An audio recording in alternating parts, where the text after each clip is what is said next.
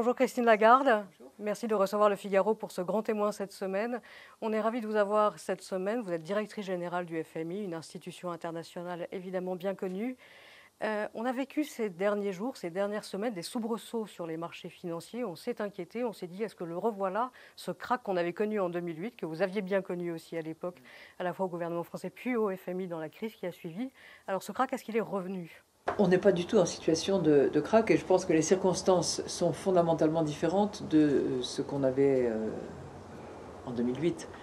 D'abord, on a des banques qui sont nettement plus capitalisées, qui ont il y a beaucoup moins de leviers dans leurs activités. Elles sont beaucoup plus rigoureusement régulées et elles sont beaucoup plus profondément supervisées par des gens qui sont beaucoup plus intrusifs, d'une part. Deuxièmement, on a des fondamentaux économiques, et ça c'est là que le FMI travaille surtout, qui sont solides, qui nous amènent à penser que la reprise est là de manière durable, qu'elle est bien répartie entre les économies avancées, les pays émergents, et la correction de marché qu'on a observée, même assez violente le lundi en particulier, était inévitable. Les prix des actifs étaient très hauts et personne ne pouvait imaginer qu'ils allaient éperdument et durablement monter comme ça. Justement, c'est peut-être ça aussi qui inquiète, c'est de se dire qu'on voit revenir des comportements parfois irrationnels de la part des acteurs des marchés financiers. Cette capacité qu'on a à chaque fois avant une crise financière à se dire que finalement, cette fois-ci, les arbres vont peut-être monter jusqu'au ciel. Et de ce point de vue-là, la correction, elle était plutôt salutaire, j'allais dire. Pour ceux qui croyaient que les arbres montaient jusqu'au ciel, la correction a été salutaire. Je crois aussi que les banquiers centraux, les autorités de supervision sont beaucoup plus attentives, disposent de plus d'outils aussi pour intervenir. Dans le domaine macroprudentiel, microprudentiel, je pense qu'ils sont prêts à les utiliser. Ils l'ont fait d'ailleurs occasionnellement. Et c'est tout à fait nécessaire. Cette alerte, est-ce qu'elle nous dit aussi qu'il faut poursuivre dans l'effort de régulation, de supervision du système et ne pas se laisser aller, au contraire, à un mouvement de dérégulation qu'on voit parfois promu par certains acteurs, et notamment aux États-Unis ? Il nous paraît indispensable de maintenir un cadre réglementaire et une régulation très sérieuse, très solide, qui peut être affinée, améliorée à la marge, et ça peut entraîner quelques modifications. Mais sur le principe, elle doit impérativement être maintenue.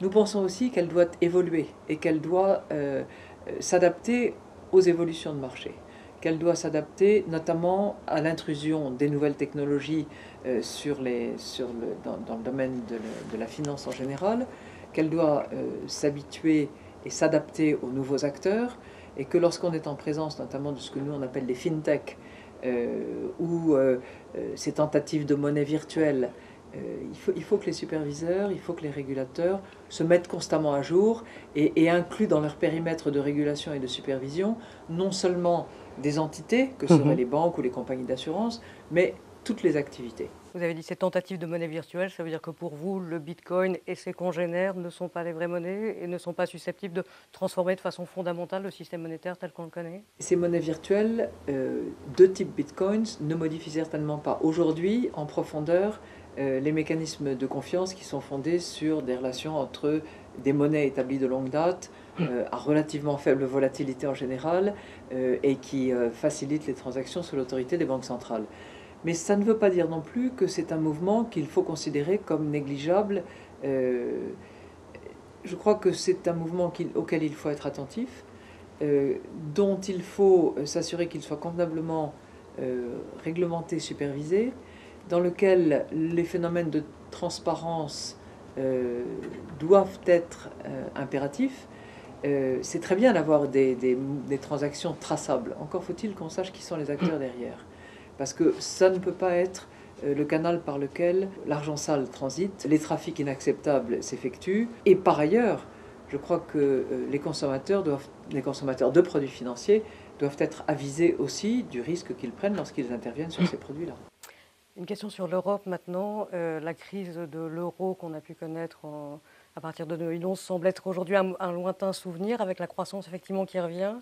Est-ce que la zone euro aujourd'hui vous paraît suffisamment solide, ou quelles sont les améliorations institutionnelles qu'on pourrait apporter à la zone euro pour réellement la consolider ? Je crois que la zone euro est en train de gérer une transition entre de la gestion de crise, parfois aiguë, à un renforcement de son architecture, à un approfondissement des mécanismes de solidarité entre les États.